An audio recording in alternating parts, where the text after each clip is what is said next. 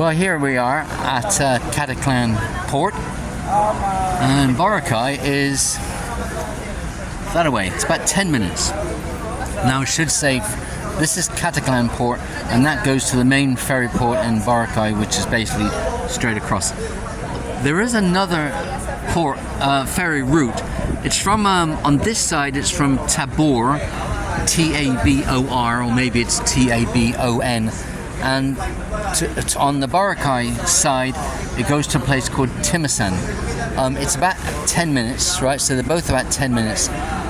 It seems that they only use that Tabor or Tabon to Timisan route dependent on the weather conditions. Like if things are a bit yucky here, they'll use the other route, and to be honest, from here it looks as though it's going to be the same anyway, but who knows.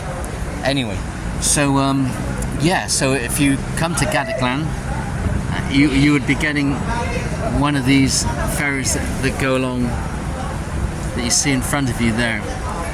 The offices are over there, right, on the left, and here you can see all the different transport alternatives. If you take the bus to Iloilo, you'll come in over there somewhere and then just walk 100 yards to the office. There's a couple of chicken places and all that. I think it's a 7-Eleven down there as well. And there's this transport here that goes to Caticlan Airport and then Calibo Airport. And I think it also says Borocay Airport. I don't actually think there is a... Yeah, like see there, right? Borocay Airport. There isn't an airport on Borocay, so I think actually they mean it's also Caticlan Airport. I mean, it's not far from here, right? But anyway, we took the bus from Iloilo, so we came in over there, walked 100 yards. Now I should say today is Valentine's Day 2024, so of course by the time you watch this, stuff may have changed, particularly the prices. And I'm going to talk about the prices now. There are three prices to pay. One is the terminal fee, and we pay, it's 150 peso. Some people get it cheaper than that, local residents, I think workers. And I should say that Feast there, her family are from Iloilo, so she kind of can get by in the kind of local language, because Iloilo, they have their own language there, which she's okay with. But this part of the island of Panay, which is the northern part of that island, which is where we are now, they actually have a different language. I think it's similar. But anyway, so those people probably get reduced prices on the terminal fee. But what she did when we left, because we actually went from this side, from Caticlan to Boracay about 3 days ago. We've just come back now. But what she did when she checked in, she said that we were married. So we both got terminal fee. I think was 150 either way. But they also have an environmental fee, which right now for foreigners, and that may include Filipinos from other parts of the country. I'm not sure about that, because the signs in there say tourists and non-tourists. So I think if you're from Manila, you may be classed as a tourist and then pay a higher fee. Not entirely sure about that. But because Feast over there said that we were married, we both paid the environment fee. So we both paid 150 instead of 300. So that's the other fee. That's the second fee. And then of course there's the boat fee. That's 50 peso. Everybody seems to pay that. Interestingly enough, coming back from Boracay to the mainland, terminal fee was the same, ferry price was the same, but there was no environment fee coming back. So that was a bit of a surprise, because it does aggrieve a lot of people, just not myself, that simply because we're foreigners we paid more, in this case double. Let's say we did get the local environment fee,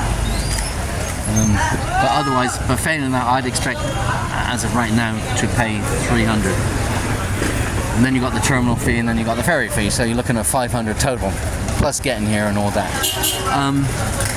And when you get to the other side, now the other side is about, I don't know, 3 miles, say, south of the main downtown area. We've got the Jollibees and the McDonald's and some kind of lake. Now we've been told to expect to pay about 200 pesos to get there, and of course it's kind of going to depend on your luggage situation to a degree. We didn't have that much with us. We could have paid 150, despite somebody telling us it was going to be 200. But there's also, they have these e-trikes, these share ones, and that was 25 each. Again, if you got a lot of luggage, that might be a problem. So we actually paid 25 each. And there is another alternative. They have a hop-on, hop-off bus, which actually goes to that ferry port. And they have a 24-hour ticket.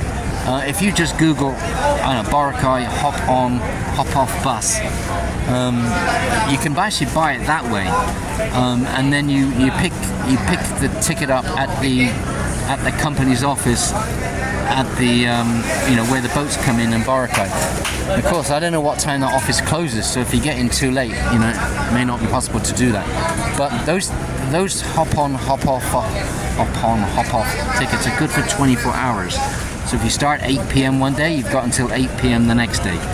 So what you could do is that if you got that ticket ahead of time, you were somehow able to arrange that. You could get that ticket ahead of time, use it to get yourself to the downtown area, or right up to the top of Boracay if you want, and then you've got the rest of the day, the rest of the following day to use it to the time that you first boarded in the first place. So if you first boarded at 8 p.m. one day, then you've got until 8 p.m. the next day. That's the one-day fare. Which is actually going up tomorrow. We paid 180. I think tomorrow it's going up to 260. Anyway, but that might be useful for some of you, right? Depends. But anyway, what else do we have to say here? Don't know what else to say, really. That's it. Bye.